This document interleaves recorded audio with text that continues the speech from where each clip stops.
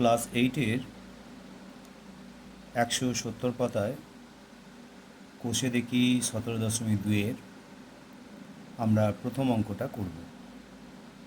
প্রিয়া ও দেবু প্রত্যেকে আলাদাভাবে একটি কাজ যথাক্রমে 10 ঘন্টায় ও 12 ঘন্টায় করতে পারে।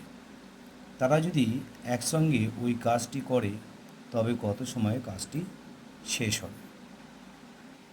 দেখো, সুমি অঙ্কটা করেছে।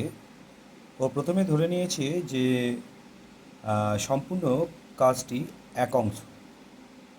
তো এই একাংশ কাজটি যদি প্রিয়া করতে যায় তাহলে 10 ঘন্টা সময় লাগে, অর্থাৎ 10 ঘন্টায় কাজ করে কত? এক অংশ। 1 ঘন্টায় কাজ করবে কত? 1/10 অংশ। আবার ওই কাজটাই যদি দেবু করতে যায় তাহলে দেবু একা 12 ঘন্টায় কাজটি করবে কত? এক অংশ। তাহলে 1 ঘন্টায় কত কাজ করবে? 1/12 অংশ। তো প্রিয়া এবং দেবু তারা যদি যৌথভাবে একসাথে কাজ করে তাহলে 1 ঘন্টায় কত কাজ করবে? না 1/10 যোগ 1/12। লসাগু কত হবে? 60 লসাগু। 6 10 60, 6 5 12 60, 5 6 5 11, 60 অংশ কাজ তারা একসাথে করতে পারে। এবার যদি আমরা এটাকে সমস্যা রূপে প্রয়োগ করি তাহলে কি হবে? কাজের পরিমাণ এবং সময়। 60 অংশ কাজটা করছে কত সময় ধরে? না 1 ঘন্টা ধরে। তাহলে সমগ্র কাজটা করতে কত সময় লাগবে? দেখো, এখানে করেছি যেহেতু কাজের পরিমাণ কমছে সময় কমবে, সরল সম্পর্ক। ও ভগ্নাংশটা করেছে দেখো, 60/11, অর্থাৎ সময় কত হবে? 1 গুণিতক 60/11। তো 60-11 ওটাকে ভাগ করেছে, 5 11 55,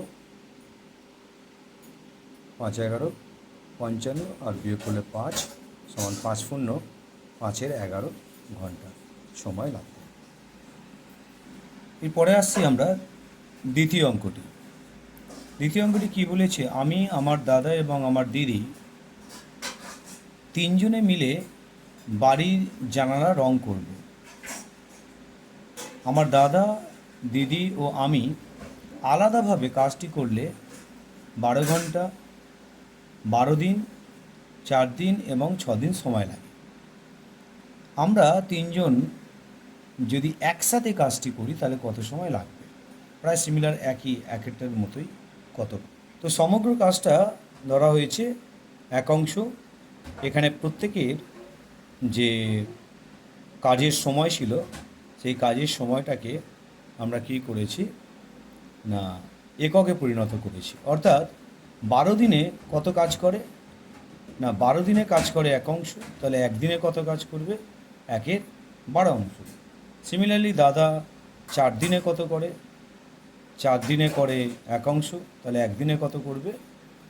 1/4 অংশ। এবং দিদি 6 দিনে কাজ করে কত? এক অংশ, তাহলে একদিনে কত করবে? 1/6 অংশ। তাহলে তিনজনে যদি একসাথে কাজ করে তাহলে একদিনে কত কাজ করবে? 3টে ভগ্নাংশকে যোগ করে দাও, 12 লসাগু হবে, 12 1 12, 3 4 12, 6 2 12, 3 দিয়ে 5 1 6, 6/12 অংশ তারা একসাথে কাজটা করবে। সমস্যা ধরে করলে আমরা কি করব? না 6/12 অংশ কাজ করছে তারা কদিনে? একদিনে। তাহলে সমগ্র কাজটা করতে কত সময় লাগবে? ও ভগ্নাংশটা উল্টে দিয়েছে, দেখো 1 গুণিতক,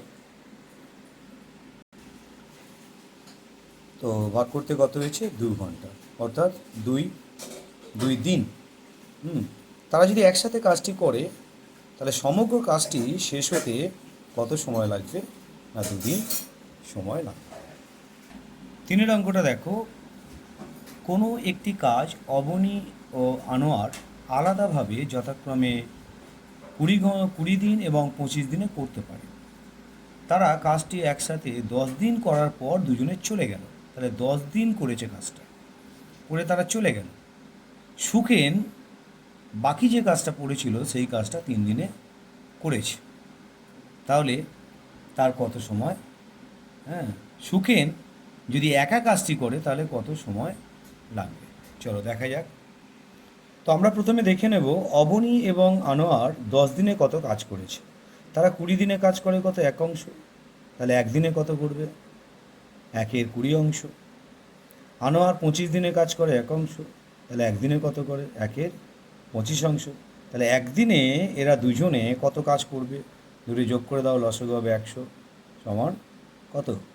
9/100 অঙ্ক, 100 অংশ ওরা কাজটা করেছে। এটা একদিনে করেছে, তাহলে 10 দিনে কত করবে? 10 দিয়ে গুণ সমান 9/10 অংশ কাজ করবে। আর বাকি কাজটা কে করবে?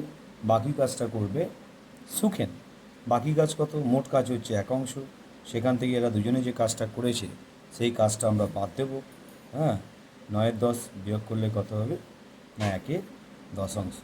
এই কাজটা সুখেন করেছে কত দিনে? না, এই কাজটা সুখেন করেছে 3 দিনে।